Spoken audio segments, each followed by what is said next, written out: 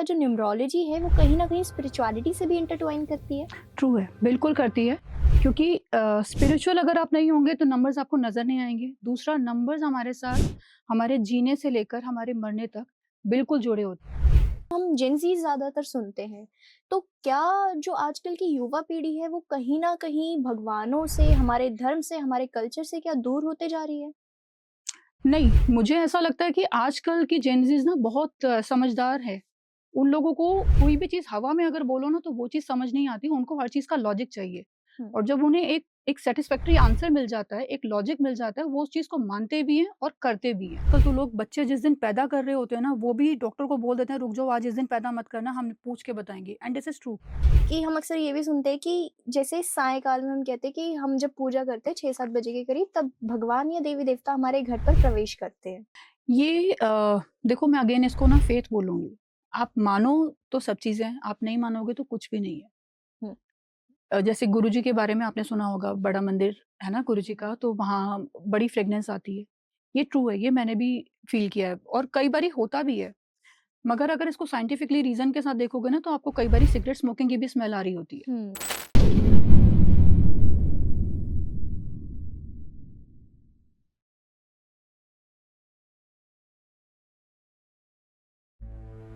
जिंदगी के कुछ सवाल जो हम किसी से कह नहीं पाते, चाहे वो प्यार हो जो समझ नहीं आता, करियर जो रुक सा गया हो, हेल्थ हो जो मन को थका दे, या बिजनेस जो डायरेक्शन मांगता हो।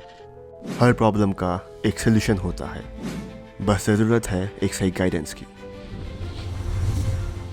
टीवीटी पर हम सिर्फ बातें नहीं करते, हम पूरे फोकस के साथ काम करते हैं और रूट लेवल पर प्रॉब्लम सॉल्व करते हैं।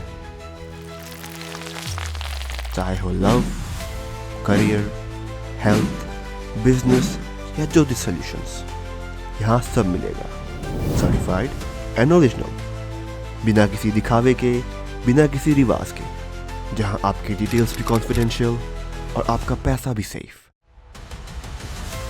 ये सिर्फ एक प्लेटफॉर्म नहीं, ये एक सेफ स्पेस है, सच बोलने का, समझने का और आगे बढ़ने का। तो आइए जुड़ते हैं टीवीटी के साथ, जहां सॉल्यूशन सिर्फ प्रॉमिस नहीं, एक्सपीरियंस होता है। राधे राधे आप सभी को और एक बार फिर से आपका स्वागत है हमारे टीवीटी चैनल पर।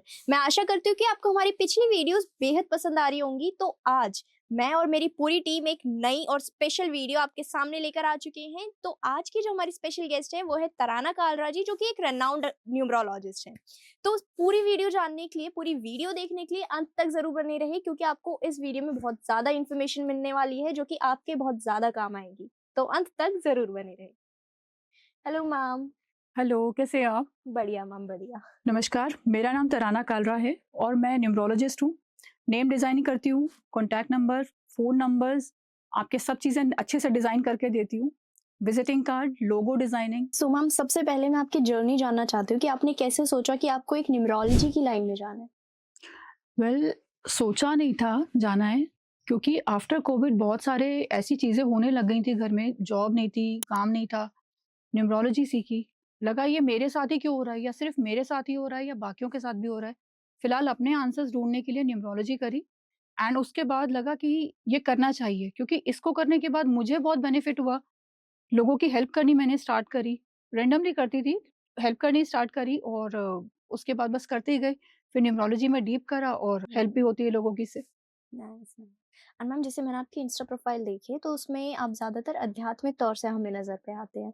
तो अगर हम न्यूमरोलॉजी की ही बात करें तो क्या जो न्यूमरोलॉजी है वो कहीं न कहीं स्पिरिचुअलिटी से भी इंटरट्वाइन करती है? ट्रू है, बिल्कुल करती है, क्योंकि स्पिरिचुअल अगर आप नहीं होंगे तो नंबर्स आपको नज़र नहीं आएँगे। दूसरा नंबर्स हमारे साथ हमारे जीने से लेकर हमारे मरने तक बिल्कुल जुड़े होते हैं। लाइक हम किस डेट को पैदा हुए, हम कितने बजे पैदा हुए, कौन से नक्षत्र में पैदा हुए, 27 नक्षत्र, हुँ, हुँ। तो वो भी सारे नंबर्स ही हैं। इनफैक्ट अगर हम मरते भी हैं जिस टाइम पर, तो कौन-सी डेट को मरे, कितने बजे मरे, ये सब चीज़ें हमारे डेथ सर्टिफिकेट में लिखी जाती हैं। तो नंबर्स जीवन से लेकर मृत्यु तक हमारे साथ अटैच्ड होते ही होते हैं।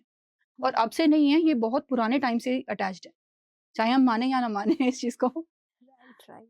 अब हम जैसे हम आध्यात्मिक तौर पे ही अपना पूरा पॉडकास्ट करने वाले हैं आज का, हम उस पे ही ज़्यादा बात करें, तो फिर आपको क्या लगता है कि आजकल जो हम जेन ज़ी ज़्यादातर सुनते हैं, तो क्या जो आजकल की युवा पीढ़ी है वो कहीं न कहीं भगवानों से, हमारे धर्म से, हमारे कल्चर से क्या दूर होते जा रही है? नहीं, मुझे ऐसा लगता है कि आजकल की जेन ज़ीज़ ना बहुत समझदार है। उन लोगों को कोई भी चीज़ हवा में अगर बोलो ना तो वो चीज़ समझ नहीं आती, उनको हर चीज़ का लॉजिक चाहिए। हुँ, और जब उन्हें एक एक सैटिस्फैक्टरी आंसर मिल जाता है, एक लॉजिक मिल जाता है, वो उस चीज़ को मानते भी हैं और करते भी हैं। मैंने इस्कॉन में बहुत सारे जेन ज़ीज़ को देखा है जो हरे रामा हरे कृष्णा पर नाचते हैं। बिल्कुल। और अब तो मैंने इतनी सारी रील्स और यूट्यूब्स में भी देखा है, लोग कॉन्सर्ट्स चल रहे होते हैं और वहाँ राम की धुन चल रही होती है। हुँ। तो मैं इस बात से एग्री नहीं करती। ओके। हम जैसे हम आजकल देख ही रहे हैं कि कुछ ऐसे भी होते हैं बच्चे की हम बात करें, मैं डायरेक्टली टारगेट नहीं करना चाहती, बट कुछ बच्चे होते हैं जो कि सिर्फ़ और सिर्फ़ फ़ेम पाने के लिए आध्यात्मिक तौर से अपने आप को दिखाते हैं इंस्टाग्राम पे या किसी भी सोशल मीडिया प्लेटफ़ॉर्म पे। तो क्या वो एक तरीका सही है भगवान से जुड़ने का? देखो, दिखावा कर के भी ना कई बारी हम जुड़ जाते हैं। मतलब एक कहानी हमने बचपन में सुनी थी कि वो डाकू था, मरा, मरा, मरा, मरा बोल के राम, राम, राम, राम जपने लग गया। बिल्कुल। तो दिखावा कर के भी कई बारी हो जाता है। Don't worry. कई बारी ये भी देखते हैं ना कि लोग अक्सर भगवान को तभी याद करते हैं जब उनका बुरा समय होता है या उनके साथ कुछ बुरा घटने वाला होता है या कुछ घटित हो चुका होता है। तो क्या मतलब हमें सिर्फ़ जो हमारे भगवान हैं, जो हमारा कल्चर है, हमें वो सिर्फ़ तभी याद आते हैं जब सिर्फ़ हमारा बुरा समय होता है? हाँ, मैक्सिमम टाइम यही होता है क्योंकि हम अच्छे टाइम पे तो शुक्राना अदा करते नहीं है भगवान का। हुँ, लेकिन बुरा होने के टाइम पर क्या होता है कि जब हमें ना एक आसरा चाहिए होता है कि बस कोई आए उस वक़्त और गले से लगा ले और सँभाल ले। तो उस टाइम पर शायद हमारे रिलेटिव्स, हमारे फ्रेंड्स हम जाना कंफर्टेबल नहीं समझते उनके लिए। भगवान ही लगते हैं सबसे अच्छे जो बेचारे हमारी बात सुन भी लेंगे और हमारी बातों को आगे भी नहीं करेंगे। तो इसीलिए यस, भगवान बुरे वक़्त में सबसे पहले याद आते हैं। बिल्कुल, बिल्कुल। हम सबका एक फ़ेज़ होता है, सबका एक बुरा वक़्त आता है, राइट? सो आपका भी कभी ना कभी कुछ तो हुआ होगा आपके साथ, मतलब कुछ एक ऐसा फ़ेज़ होगा जिसमें आपको लगा हो कि अब मैं बिल्कुल ही टूट रही हूँ, बिल्कुल ही मेरा ऐसा हो गया है। तो आपने उस टाइम सबसे ज़्यादा किनको माना? यस, मेरा फ़ेज़ था कोविड में। मेरा पूरा फैमिली कोविड में थी और फादर सडनली चले गए थे। मतलब कंडीशन मैं आपको अगर शॉर्ट में बताऊँ तो वो थी कि मेरे हाथ में मेरे पापा की अस्थियाँ थी और मैं अपनी मम्मी मेरी हॉस्पिटलाइज़ थी एंड मैं अपनी मम्मी से झूठ बोल रही थी कॉल पर क्योंकि फ़ोन उस समय हो रहे थे। हुँ, हुँ। तो मैं अपनी मम्मी से झूठ बोल रही थी कि पापा ठीक है एंड सच्चाई ये थी कि पापा की अस्थियाँ मेरे हाथ में थी और मैं पापा को विसर्जन करने जा रही थी। मम्मी को 6 महीने तक मैंने नहीं बताया, सिस्टर को 6 महीने तक नहीं बताया, घर में किसी को नहीं बताया कि पापा चले गए।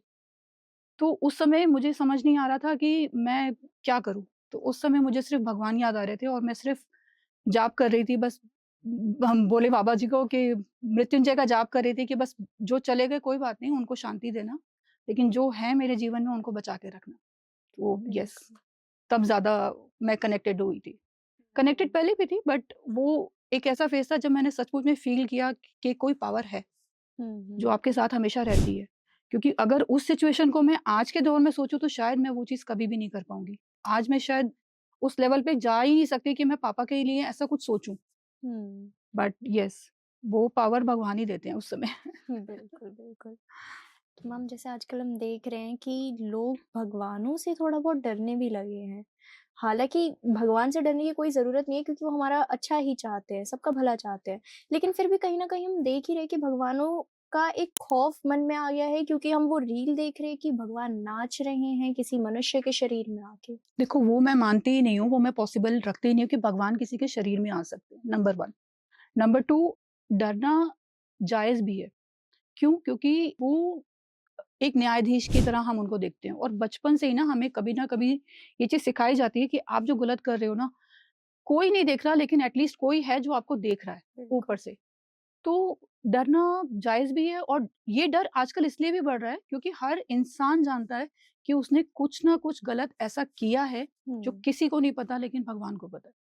तो वो एक स्पिरिचुअलिटी की बजाय, एक धन्यवाद करने की बजाय या एक डर खत्म करने की जगह डर के मारे माथा टेकते हैं। आप छोटी-सी बात सोचो, एक मम्मी के सामने अगर एक बच्चे ने गलती करी होगी ना, वो कभी आँख मिला के बात नहीं करेगा। मम्मा बिल्कुल। ऐसे, ऐसे, ऐसे-ऐसे करता रहेगा। बट वही बच्चा अगर मतलब निर्भय भाव से अगर अपनी माँ के पास जाएगा, वो जाकर हग कर लेगा। हुँ। सेम भगवान हम सबके माता-पिता भी हैं, हमारे दोस्त भी हैं, हमको सज़ा भी देते हैं, और हमको लाड़ प्यार भी करते हैं। बिल्कुल। सो मैम आजकल ना हम ये भी बहुत ज़्यादा देखते हैं, मतलब आपस में ही क्या हमारे अंदर भी ये चीज़ होती है कि हम ये बोलते हैं कि हमें भगवान पे विश्वास तो है, फिर कहीं न कहीं हम जो काम करते हैं हमें उसका रिज़ल्ट नहीं मिलता, उसका फल नहीं मिलता। तो फिर हम ये सोचने लग जाते हैं यार भगवान ने हमारे साथ ऐसा करा, ये क्यों करा होगा, ऐसा क्यों होगा? तो मतलब क्या हम हमारी जो मानसिकता है वो इस तरीके से हो गई है कि हम कुछ ना करें, हमें बस रिज़ल्ट मिल जाए उस चीज़ का, भगवान पे भरोसा रखें और जब वो रिज़ल्ट ना मिले तो फिर हम भगवान को ही उल्टा टोकने लग जाएँ। बड़े बुजुर्ग कहते थे अगर आपके मन का हो तो अच्छा और ना हो तो और भी अच्छा। आपने अपनी मेहनत कर दी। मेरे को जाकिर खान का एक रील याद आ रहा है हुँ। कि अगर आप शर्ट आज लेने जाओ तो आज तो वो शर्ट मिलेगी नहीं, लेकिन कल आपको एहसास होगा कि वो शर्ट इतनी ज़रूरी भी नहीं थी। हुँ। You must have seen this reel ना? तो ये चीज़ होती है। अगर आज आप कोई मेहनत से पूरा काम कर रहे हो और वो आपके लिए बहुत अच्छा है, तो दुनिया की कोई ताकत आपको सक्सेसफुल होने से रोक ही नहीं सकती। लेकिन अगर वो आपके लिए इतना सा भी खराब है, कहीं से कहीं तक, इवन इन फ्यूचर, हो हुँ। सकता है आज आपको बेनिफिट हो रहा हो, इवन इन फ्यूचर वो आपके लिए इतना सा भी खराब है, तो वो भगवान होने ही नहीं देंगे। हुँ। एंड जो मानते हैं उनके साथ ये बातें होती भी हैं, जो बिलीव करते हैं उनके साथ ये चमत्कार होते भी हैं। बाकी आप लोगों को बोलो किसी को कि भगवान है, मेरे साथ विश्वास, मेरे साथ ये मिरेकल हुआ है, मिरेकल्स होते हैं, मेरे साथ होते हैं, बहुत बार हुए हैं। लेकिन अगर आप किसी अननोन मैं रैंडम को बोलूँ ना कि मेरे साथ ये मिरेकल हुआ, तो बोले हुँ। पागल है ये, ऐसा नहीं हो सकता। बिल जो मानते हैं उनके साथ होता है। हुँ। बिल्कुल। मैम आजकल ये जो हम चमत्कार का सारा सुन रहे हैं तो हमने इसको एक वर्ड दे दिया है intuition. Intuition yes. So ma'am first of all like जैसे हम चमत्कार की बात कर रहे हैं, तो सबसे पहले तो हम रिलेशनशिप में ज़्यादातर जाएँ, तो फिर अक्सर क्या होता है मैंने जो अपने क्लोज़ फ्रेंड्स के सर्कल में बहुत ज़्यादा सुना है कि यार मैं तो उस लड़के को प्यार करती थी, मैं उस लड़के को प्यार करती थी, बट पता नहीं क्या हुआ कि भगवान ने एकदम ही उन्हें हमसे छीन लिया, चाहे हम घर की बात करें या फिर किसी भी रिलेशनशिप की। तो मतलब क्या ये एक साइन होता है भगवान की तरफ से ही, यूनिवर्स की तरफ से ही कि ये तुम्हारे लिए सही नहीं है? या जो तुम्हें छोड़ के चला गया उसको छोड़ो ना यार, आगे का तुम उससे लेसन लेके आगे बढ़ो। So is it like this और समथिंग एल्स? ट्रू, ये बिल्कुल आप ठीक कह रहे हो। यही एक साइन है, अगर जो आपको छोड़, देखो ये तो रिलेशन है। अगर आज उसने आपको इमोशनल लेवल पे छोड़ा है, बहुत अच्छी बात है, थोड़े में छोड़ दिया। क्या पता वो इमोशनल लेवल जाकर आगे इतना बुरा हो सकता था कि आप वो आपके लिए ठीक ना हो। हुँ। लेकिन अगर आपको उसको फिज़िकली भी छोड़ के भी हमारे कुछ लोग चले जाते हैं, तब आप क्या कर सोगे? किसको दोष दोगे? तो ये ट्रू है, अगर जो चीज़ आपके लिए नहीं बनी है, वो कहीं नहीं मिलेगी, लेकिन जो बनी है, वो कहीं से भी आपके पास आएगी। This is true. बस ये आपको बिलीव करना पड़ेगा, फ़ेथ करना पड़ेगा और सबसे बड़ी बात, आपको सरेंडर मोड में रहना पड़ेगा। मतलब हम लोग कह देते हैं सरेंडर मोड में रहना, ईज़ी नहीं होता। किसी को मतलब अपने आप को किसी के हवाले करना बिल्कुल ईज़ी नहीं होता, बट वो हुँ। किसी भी कौन है? भगवान है, आपका विश्वास है, आपका कोई भी फ़ॉर्म है। उसको आप चाहे इंट्यूशन बोलो, चाहे भगवान बोलो, चाहे आप किसी धर्म के साथ जोड़ लो, वो एक ही चीज़ है, एक एनर्जी है, जिसके सामने आपको सरेंडर करनी है कि दैट आप ही पावरफुल हो, आप ही सब कुछ करते हो, आप जो कहोगे वो ठीक है, आपके बिना तो एक पत्ता भी नहीं हिल सकता। तो हम तो हमारी सोच तो बस उतनी ही है जितनी हम सोच सकते हैं या जितना हम अपनी आँखों से देख सकते हैं।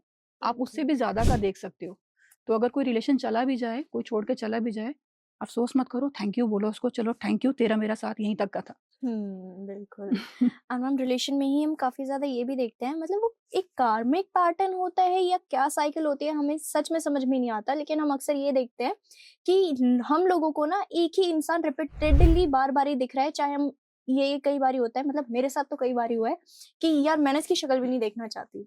बट वही इंसान फिर से दिखता है और कई बारी ऐसा होता है कि अच्छा ठीक है चलो काम है ना, ओके, कर लेंगे काम। सो फिर ये चीज़ें क्या होती है? ये एक हमारा कार्मिक पैटर्न है, ये किस तरीके से साइकिल वर्क करती है? कनिका, ये कार्मिक पैटर्न भी है और वही इंसान मिलेगा या उसके जैसे भी आपको मिल सकते हैं। हुँ। कई बारी यही होता है कि इसके जैसे भी मिल रहे हैं, हमें एक उस आदमी के अंदर पर्टिकुलर एक चीज़ अच्छी नहीं लग रही है, लेकिन वही चीज़ हमें बाकी लोगों में भी नज़र आ रही होगी। राइट। तो ये यूनिवर्स आपको कहीं न कहीं रेडी कर रहा होता है उस पैटर्न के लिए कि आप, या ये कह सकते हो आप उसको, ये आपको यूनिवर्स एक तरीके का सबक सिखा रहा होता है।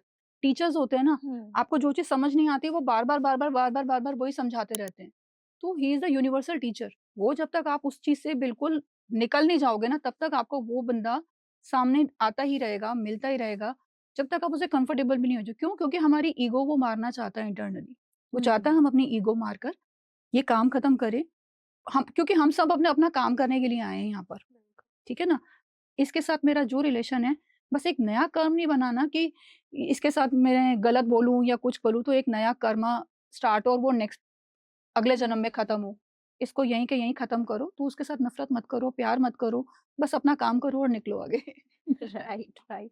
सो आई गेस हम सबको यहाँ से एक लेसन काफी अच्छा मिल चुका है, राइट? Thank you. या and ma'am now moving on further, so जैसे हमारी चमत्कार के ऊपर पूरी बात हो रही है, तो कई बारी लोग कहते हैं कि हमें भगवान दिखते ही नहीं है। जब दिखते ही नहीं है, पत्थर में रहते, तो फिर हम क्या ही करें? क्यों ही जाए उनके पास? क्यों ही हम अपने शिवलिंग पे दूध चढ़ाएं?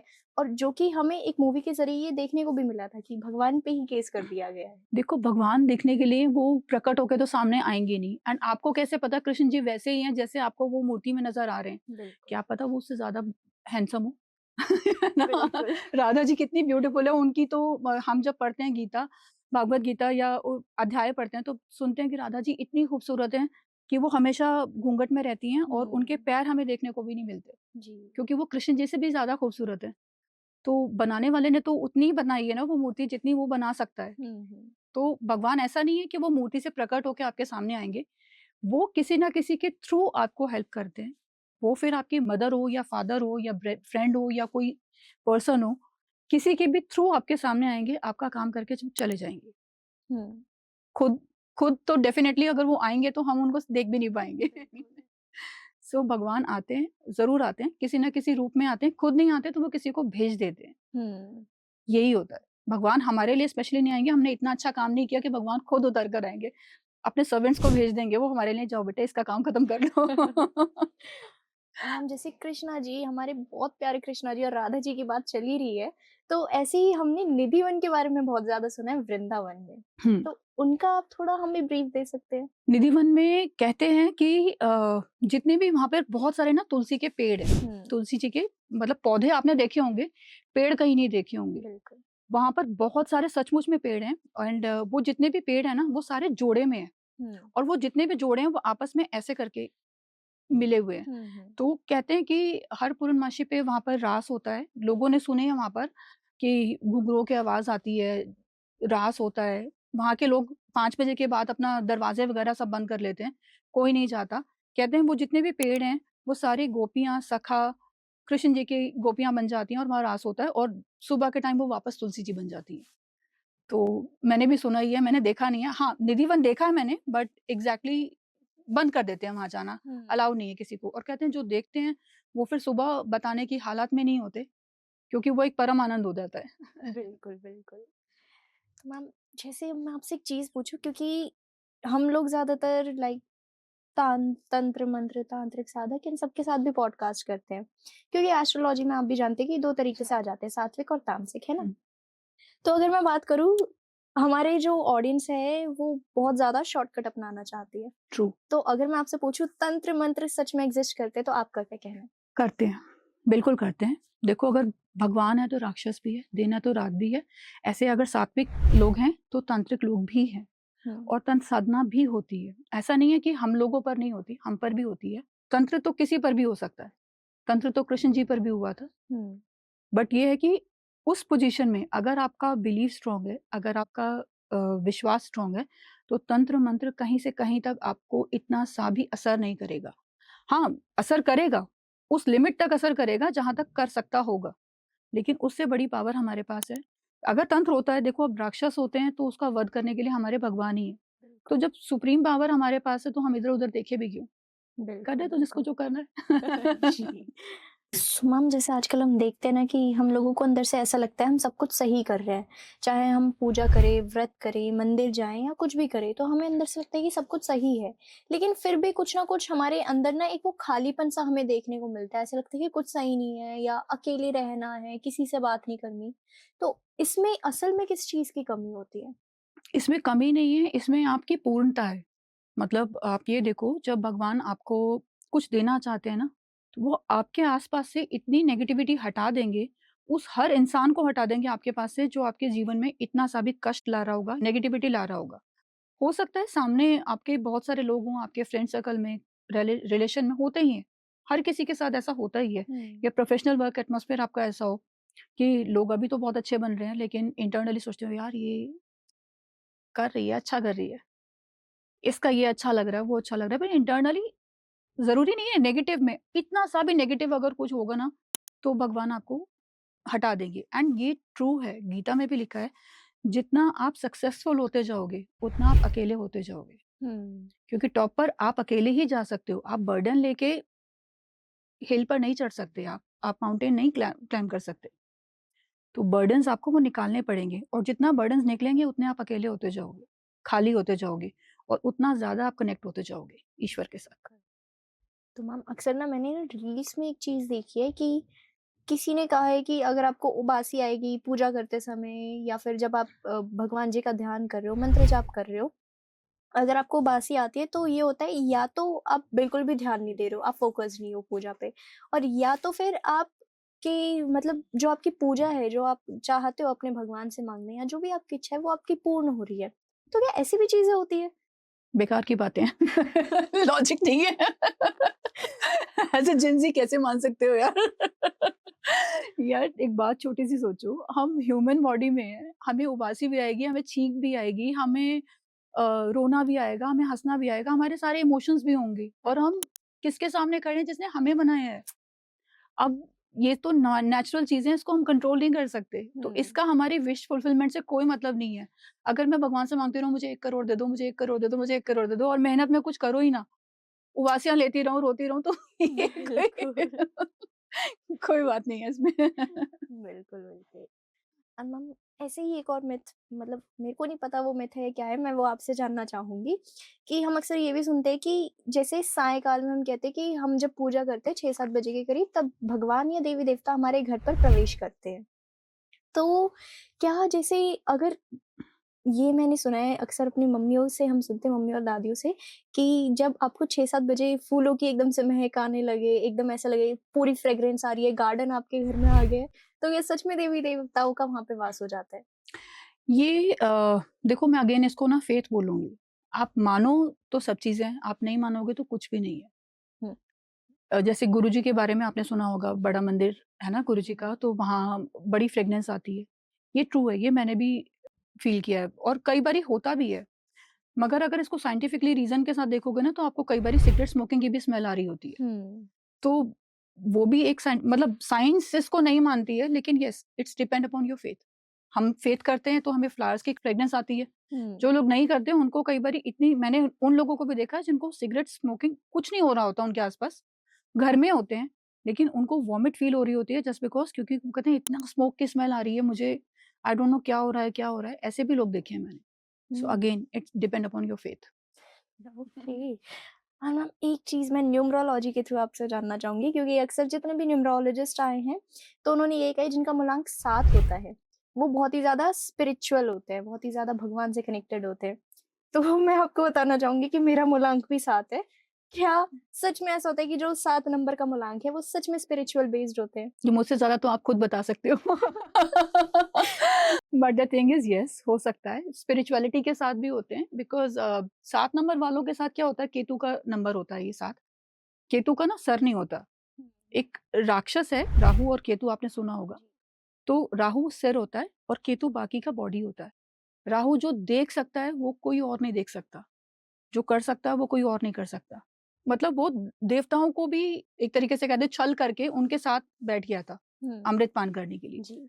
राहु की ही बॉडी जो है वो केतु कहलाती है। आधी बॉडी जो है वो हुँ, केतु कहलाती है। आँखें नहीं होती, सेंसेस वाले कोई पार्ट नहीं है उसके पास, हुँ, सिर्फ़ एक दिल है, यहाँ, और वो यहीं से सोचता है, यहीं से देखता है। तो यहाँ से उसको सिर्फ़ भगवान नज़र आते हैं, उसको नज़र आता है कोई मेरा आस-पास नहीं है, कोई कुछ नहीं है, सिर्फ़ वो इंसान है या वो एक पावर है, सुप्रीम पावर जिसने मुझे बनाया। हुँ, तो इसीलिए वो स्पिरिचुअलिटी की तरफ ज़्यादा अट्रैक्ट होता है। जो सोचता है, जो करता है, वो दिल से करता है। वो सिर्फ़ क्योंकि वो भगवान भरोसे ही चल रहा है। यहाँ-वहाँ जाएगा, टकरे खाएगा, तो बेटर है कि भगवान तू मुझे ले चल जहाँ तुझे ले जाना है। बिल्कुल। मैं तो अपना कुछ कर नहीं रहा, मुझे तू खुद ले चल। सो वो इसलिए भगवान भरोसे रहता है। उसको लोग स्पिरिचुअल भी कह देते हैं, हुँ, उसको लोग इमोशनल भी कह देते हैं, इंटेलेक्चुअल भी कह देते हैं, रिसर्चर भी कह देते हैं। बिकॉज़ जब तक उसको पूरी अश्योरेंस नहीं हो जाएगी एक रिसर्च करने के लिए कि ये चीज़ मेरे लिए ठीक है या गलत है, मैं वो स्टेप नहीं उठाएगा हम्म। बिकॉज वो देख नहीं सकता, सोच समझ के वो स्टेप उठाएगा। तो उसके साथ इतने सारे लॉजिक जुड़ जाते हैं क्योंकि वो दिल से सोचता है, आंखें नहीं है उसकी। तो मैम अब थोड़ा हम आध्यात्मिक तौर की तरफ और जाते हैं क्योंकि मेरा बहुत सारी चीजें जानने का मन है आपसे। तो जैसे हम आजकल देख रहे हैं ना कि लोग अक्सर सोशल मीडिया पे ये बोल दे रहे हैं ट्यूसडे और सैटरडे इन दिनों हमें ना मांस खाना है ना मदिरा का सेवन करना है। और अगर मैं आपसे पूछूं कि हमारे सनातन धर्म में क्या मांस और मदिरा वर्जित है या फिर लोग ग्रहण करना चाहते हैं या उसकी एक सिर्फ उत्तेजना है लोगों के अंदर? अगेन देखो, जो लोग खाते हैं उनके ऊपर कोई क्वेश्चन नहीं कर सकते हम लोग। वो भी लोग ट्यूसडे को जीते हैं, वो भी लोग वेडनेसडे को या सैटरडे को रहते हैं। हाँ, बट हमारे सनातन में अलाउड नहीं है। वैसे तो हमें खाना ही नहीं चाहिए मांस मदिरा, मगर अगर आप खा भी लेते हो तो भी कोई दिक्कत नहीं है क्योंकि एक तो सृष्टि का नियम है। इंसान अगर पैदा हो, वैसे इंसान के खाने के लिए तो खैर नहीं बनाया, लेकिन अगर स्टार्टिंग से अगर देखें, जब कुछ खाने के लिए नहीं था तो इंसान शिकार करके ही खाता था, तब भी वो भगवान का नाम लेता था। लेकिन ना खाओ तो अच्छा है। जी। मैम जैसे अभी मैंने आपसे मांस मदिरा के ऊपर सवाल किया लेकिन मेरे इसी में एक और सवाल आ जाता है कि जो हमारी ऑडियंस है जो आजकल के लोग हैं वो क्या कहते हैं कि जितने भी नशीले पदार्थ होते चाहे हम शराब की बात करें या जिसकी भी बात करें, लोगों का अक्सर ये मानना है कि अरे हमारे भोले बाबा है ना, हमारे महादेव है ना, उन्होंने तो सेवन करा तो फिर हम क्यों ना करें, इतने बड़े भक्त होकर भी। देखो, भोले बाबा ने अगर मदिरा पान करा है तो वो उस लेवल पे जाकर अपना योग भी करते हैं, हम्म। ठीक है। लेकिन कृष्ण जी ने भी तो मक्खन खाया था। आप खाओ ना मक्खन, किसने मना किया है? मिश्री खाओ। राम जी ने वनवास में जाके कंदमूल खाए थे तो वो भी तो खाओ। अगर भोले बाबा को मान रहे हो तो ये भगवान भी तो हमारे अपने ही है। बिल्कुल। दूसरी बात, भोले बाबा ने अगर मदिरा सेवन करते हैं या भांग धतूरा खाते हैं तो उनके अंदर वो कैपेबिलिटी है कि वो उसको डाइजेस्ट कर सकें। आप भांग धतूरा खाकर क्या करते हो? नालियों में लोटते हो। दूसरी बात, उन्होंने विषपान भी किया था। आप करो विषपान। बिल्कुल। सो ऐसा नहीं होना चाहिए। भगवान के साथ कंपैरिजन हमारा हो ही नहीं सकता। Never ever. बिल्कुल। इनफैक्ट मैम मैंने तो ये सुना है अपनी मम्मी के मुंह से ही, क्योंकि वो बहुत ज़्यादा आध्यात्मिक तौर पे जुड़ी हुई है। तो अक्सर ये कहती है कि भोले बाबा का तो ये मानना है कि जो चीज़ तुम नहीं छोड़ सकते ना वो आके मेरे को चढ़ा दो, मैं तुम्हारी वो चीज़ छुड़ा दूँगा। अगेन मैं इसको फिर भी मिथ, एक तो मैं मिथ ही बोलूँगी। ऐसा नहीं होता कि जो चीज़ हम छोड़ना चाहें और भोले बाबा को अर्पण कर दें। देखो, भगवान को जो भी आप दोगे, वो हमेशा 4 गुना, 10 गुना, 50 गुना, 100 गुना करके आपको देंगे। आप प्यार दोगे, वो प्यार देंगे। आप फूल चढ़ाओगे, वो फूल देंगे। आप शराब चढ़ाओगे, जैसे भैरवनाथ को शराब भी चढ़ाते हैं, मैंने अभी देखा था। तो मतलब वो अल्कोहल उनको वो ही चढ़ाएँगे जिनको थोड़ा बहुत कंज़्यूम, अरे ये तो प्रसाद है, अगेन प्रसाद कह के कंज़्यूम भी कर लेंगे। तो जो भगवान को दोगे आप, छोड़ने वाली चीज़ उनको क्यों देना? उनसे हिम्मत माँगो ना, आप हमें हिम्मत दो, हम खुद ही छोड़ें। बिल्कुल। आप हमें इस लायक बनाओ कि हम इस चीज़ को, या अगर ये गलत है हमारे लिए, या तो आप खुद छुड़वा दो, नहीं तो हम खुद छोड़ लें। अगर हम एज़ इसको अगर बोले भी तो, अगर he is like our parents, है ना? अपने फादर-मदर की तरह ही है वो हमारे। हमें कुछ भी चीज़ छोड़नी होती है या कोई गंदी आदत किसी बच्चे के अंदर होती है तो माँ उसको खुद नहीं कंज़्यूम करती। उस बच्चे को डाँट के सिखाती है कि ये गलत है तेरे लिए। सेम ऐसे ही भगवान भी है हमारे लिए। वो ऑटोमेटिकली हटा देते हैं, गंदी आदतों को आपके साथ रखने ही नहीं देंगे, अगर आप उनके साथ कनेक्टेड हो तो। नहीं हो तो वो परवाह भी नहीं करेंगे कि आप जो करना चाहो करो। सो मैम जैसे अभी तो हम पूरा आध्यात्मिक तौर से लेके चल रहे थे अपनी वीडियो, अब मैं थोड़ा आपसे न्यूमरोलॉजी के हिसाब से चीज़ें जानना चाहूँगी। तो सबसे पहले अगर मैं बात करूँ करियर बेस्ड पे, तो जैसे हम आजकल देखते हैं कि बहुत से बच्चे ऐसे होते हैं कि वो हर बारी अपना करियर की जो नीश होती है या जो उनकी लाइन होती है वो चेंज करते रहते हैं। तो क्या न्यूमरोलॉजी के थ्रू उनका जो मिसअलाइंड पर्पस है, क्या वो पता चल सकता है? हाँ, बिल्कुल हो सकता है। क्योंकि हर नंबर एक पैटर्न और हर नंबर एक क्वालिटी को लेकर हम लोग पैदा होते हैं। कई बारी हम लोग उस चीज़ को अनदेखा कर देते हैं, कई बारी प्रेशराइज़ होकर बच्चे पेरेंट्स के प्रेशर में आकर कोई गलत ऑक्यूपेशन में ले लेते हैं या कोई एक गलत प्रोफ़ेशन चूज़ कर लेते हैं। उनका मन होता है सिंगिंग करने का और कर लेते हैं आईटी। तो ये होता है, अगर आप न्यूमरोलॉजी के बेस्ड मतलब नंबर्स लेकर और करियर चूज़ करते हो तो आप, और आपको वो इंटरेस्ट भी है, सबसे अच्छी बात ये है, अगर उसमें इंटरेस्ट भी है तो आप बहुत अच्छा कर सकते हो। लाइक शाहरुख खान 2 नंबर से रूल करता है। उसका जो प्रोफ़ेशन है वो बहुत अच्छा है, एक्टिंग है। तो उसके साथ उसका नंबर अलाइन कर रहा है एंड देखो वो कहाँ पहुँचा हुआ है। लाइक 2 नंबर वाला कुछ भी कर सकता है। मैम जैसे हम आजकल बात करें नेम्स चेंजिंग की, तो आजकल हम बहुत ज़्यादा देख रहे हैं कि लोग ना अपने नाम के आगे या तो अगर किसी का नाम ए से स्टार्ट हो रहा है तो वो डबल ए डाल दे रहे हैं, या अगर किसी का नाम एन से स्टार्ट हो रहा है और बीच में आई आ रहा है तो फिर डबल आई आ जा रहा है। सो क्या नेम के वाइब्रेशन के थ्रू भी हमारी जो डेस्टिनी है वो चेंज हो सकती है? डेस्टिनी कभी किसी की चेंज नहीं हो सकती, बट ये है कि थोड़ा उसमें बेनिफिट मिल सकता है। नेम एक तो अपने आप से कुछ भी नंबर ए, आई, ई कुछ भी अपने मन से तो लगाना ही नहीं चाहिए। किसी अच्छे प्रोफेशनलिस्ट के पास आप जाओ, उनसे सलाह लो, वो आपकी डेट ऑफ बर्थ के अकॉर्डिंगली, आपके अच्छे नंबर्स के अकॉर्डिंगली आपका नेम अच्छे से बैलेंस कर देंगे। हम्म। वो आपको अच्छे रिजल्ट्स देगा बाय डिफ़ॉल्ट। और दूसरी बात देखो, नेम कभी भी खराब नहीं होता। बचपन से आज तक आप उसी नाम के साथ बड़े हो रहे हो। यस, स्पेलिंग में चेंज करके थोड़ा-सा अगर उसको ज़्यादा अच्छे तरीके से यूज़ कर सकते हो, उसका ज़्यादा अच्छा नाम इम्पैक्ट मिल सकता है हमें, तो व्हाई नॉट? क्योंकि बोलेंगे तो फिर भी अगर मेरा नाम तराना है, तो यूनिवर्स में लोग मुझे हर बंदा मुझे तराना ही बोलेगा। वो डिपेंड करता है कि मैं उसमें क्या डबल ए लगाऊँ या सिंगल ए लगाऊँ या टी डबल कर दूँ। वो अच्छे कंपाउंड पे लाने के लिए अच्छे रिजल्ट्स अगेन अच्छे कंपाउंड्स पे लाऊँगी, नंबर्स आएँगे डेफिनिटली। वो नंबर्स मेरी लाइफ के साथ अलाइन करेंगे और मुझे अच्छा रिजल्ट्स देंगे। इसीलिए अच्छा नेम कंपाउंड होना बहुत ज़रूरी है। कर लोगे तो बहुत अच्छा रहेगा, नहीं होगा तो जैसा चल रहा है वैसे चल ही रहा है। बिल्कुल, बिल्कुल। और हम जैसे हम आजकल देख रहे हैं ना कि लोग अपनी जो गाड़ी का नंबर होता है वो भी चेंज करा लेते हैं। तो हाँ, मतलब उससे भी चीज़ें बेनिफिट होती हैं? बेनिफिट होती हैं। कार्मिक तरीके से कह लो आप या इनडायरेक्टली बोल दो। कई बारी हम ऐसी चीज़ों को बाय डिफ़ॉल्ट या गलती से ऐसी चीज़ों को अट्रैक्ट कर लेते हैं नंबर्स के थ्रू, जो हमें हमारे पास नहीं होनी चाहिए। चाहे वो कार नंबर हो, घर नंबर हो, लॉकर हो, फ़ोन नंबर सबसे इम्पोर्टेंट। 24/7 आपके हाथ में आपका फ़ोन होता है। बिल्कुल। सोते वक़्त भी होता है। ट्रू। हुँ। ये फ़ोन पे आप कितने लोगों से बात करते हो, आपका रिलेशनशिप इससे बन रहा है, आपका फ़ोन आपका काम इससे बन रहा है, आपकी हर चीज़ आज की डेट में फ़ोन नंबर से बन रही है।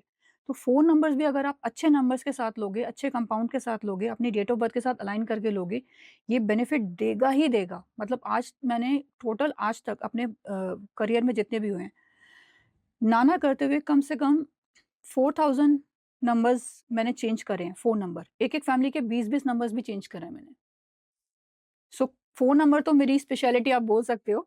येस, फ़ोन नंबर बहुत इम्पैक्ट करता है। कार नंबर इम्पैक्ट करता है, क्योंकि आप उस कार में बैठ के जा रहे हो, आपकी फैमिली जा रही है, भगवान ना करे कोई टाइम पीरियड ऐसा हो जो एक्सीडेंटल हो या आपके लिए आप किसी अच्छे काम के लिए जा रहे हो और वो आपका काम उस गाड़ी में बैठ के बनने वाला ना हो। कार नंबर भी अच्छा होना चाहिए, घर नंबर अच्छा लो, अपने अकॉर्डिंगली लो, अच्छा है, अच्छा रहेगा। हुँ। और मैम जैसे हम आजकल देख रहे हैं कि लोग ज़्यादा ना हॉरोस्कोप की तरफ जा रहे हैं कि अपना राशिफल जानना है उन्हें। लेकिन अगर हम न्यूमरोलॉजी के ज़रिए बात करें तो क्या हमें न्यूमरोलॉजी के ज़रिए भी पता चल जाएगा कि हमारा आज का दिन कैसे जाने वाला है? हाँ, बिल्कुल पता चलता है। बहुत ईज़ी है। आपका डेट ऑफ बर्थ हुँ। जैसे मेरा डेट ऑफ बर्थ है 11 मई, हुँ। ठीक है?